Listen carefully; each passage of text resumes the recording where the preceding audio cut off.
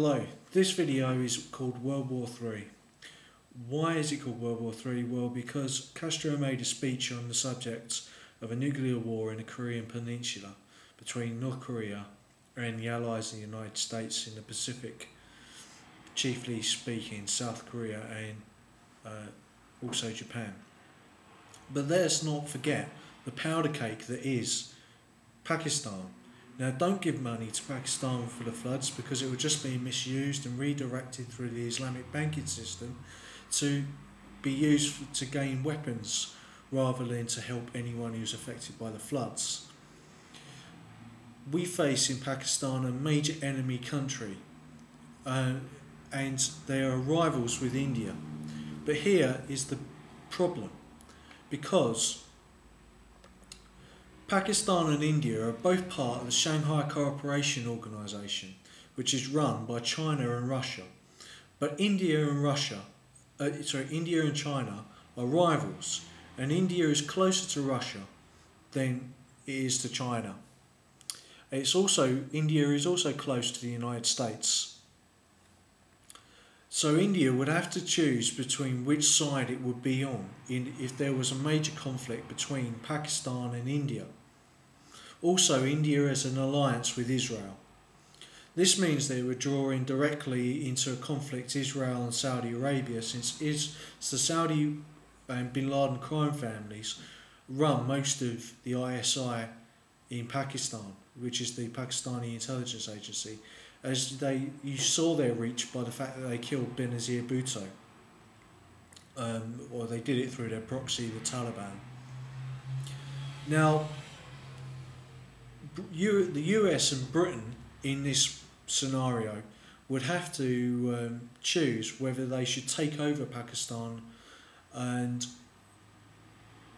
because they would be in a very difficult position, because their troops would be cut off from the sea when all the supply routes are already being attacked by the Taliban in real life. But this question was posed to me by a subscriber, Pieman, and this is why I'm making this vid as a response.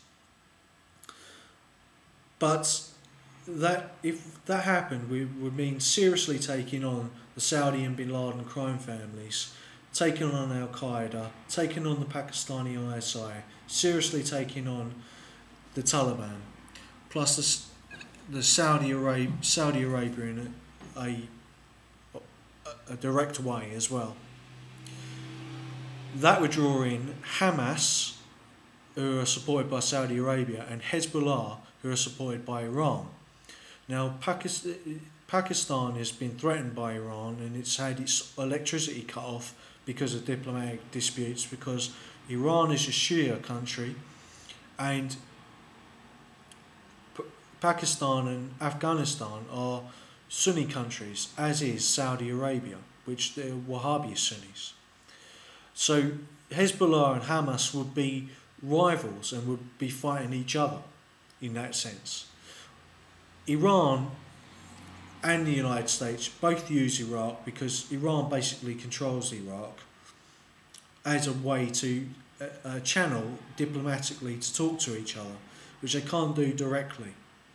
But this would still mean that Israel is being drawn in against Saudi Arabia and also Iran. So you would have a situation where Saudi Arabia and Iran were both fighting each other. But since the Saudis and the Iranians hate each other far more than they hate Israel, it's probable that their war will continue. There's also the question of whether, if Al Qaeda attacked Iran or the United States attacked Iran, whether in support of Pakistan, or if they chose that route, or probably the United States would stay neutral between Pakistan and India. But if they did try to take over the country and Iran saw that as Pakistan and Iran saw that as a threat, they might simultaneously invade Afghanistan, Pakistan and Iraq, and they're quite able to do that, the Iranians that is. Now, the Iranians could also make direct landings against Saudi Arabia, and they've shown that they can take over the Straits of Hormuz, as they did with aggressive patrolling when they captured British and American personnel Now, if with Israel involved, this would draw in the Europeans and Turkey.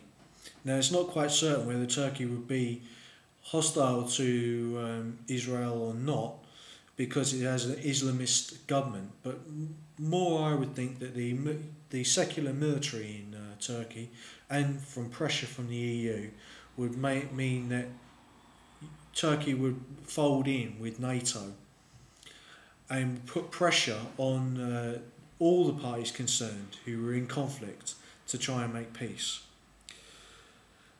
And the Europe would thus impose order, as we did with our US partners in Bosnia. So I'm using real world historical facts here to make a simulation. Okay? The war would mostly take place in the Middle East, Central Asia and South Asia.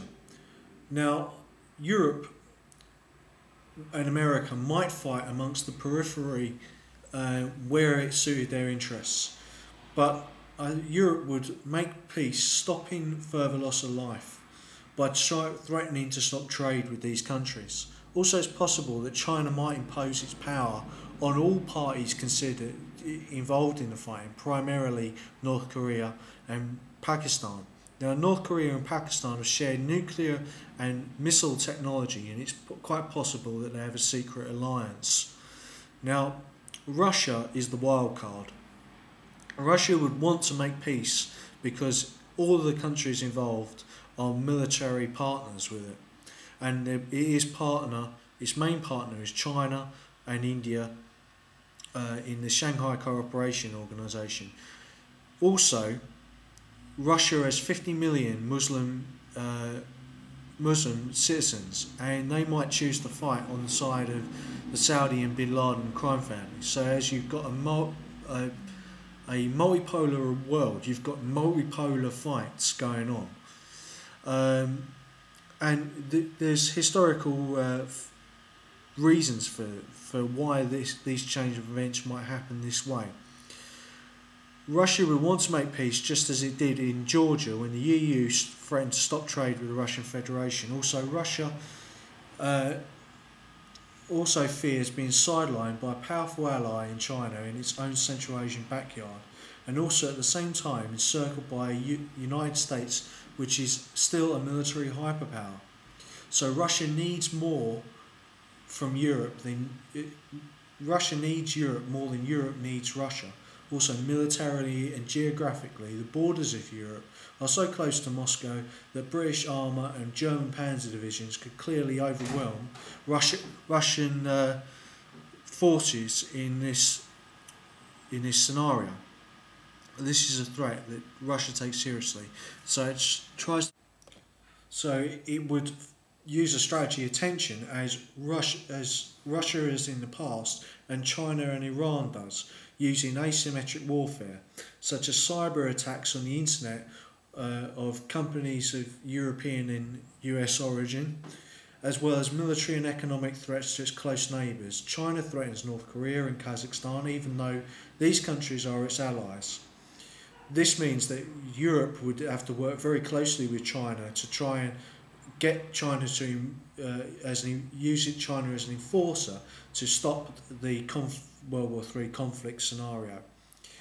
Also, Russia threatens Georgia, which is an enemy, and also Ukraine, even though they are